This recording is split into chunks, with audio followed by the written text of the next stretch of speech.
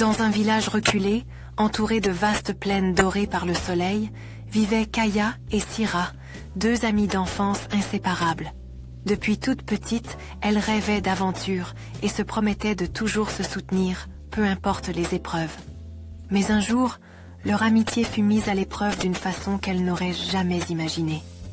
Un étranger arriva au village, un jeune guerrier nommé Maleko, et dès son arrivée, il attira tous les regards, mais plus encore ceux de Kaya et Sira.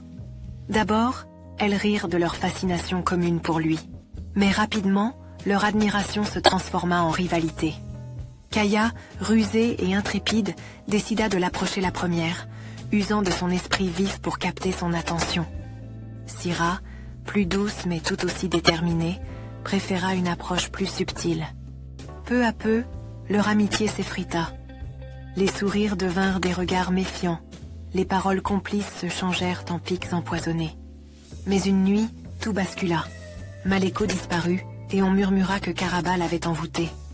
Pour la première fois depuis longtemps, Kaya et Sira mirent leur rancune de côté.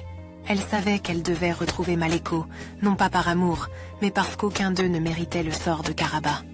Elles partirent ensemble, traversant la forêt interdite, affrontant les esprits de la nuit, jusqu'à atteindre le repère de l'enchanteresse. Karaba les attendait. « Vous êtes venus pour lui », déclara-t-elle en souriant. « Mais êtes-vous prête à affronter la vérité ?» Elle révéla alors une chose terrible. Maleko n'avait jamais été ensorcelé. Il était venu à elle de son plein gré, séduit par son pouvoir et sa beauté. Leurs cœurs se brisèrent en un instant. Elles avaient failli tout perdre pour un homme qui ne méritait ni leur amitié, ni leur amour. Mais au lieu de céder à la douleur, elles choisirent la force. Unies, elles défièrent Karaba, non pour Maleko, mais pour elles-mêmes et leur village.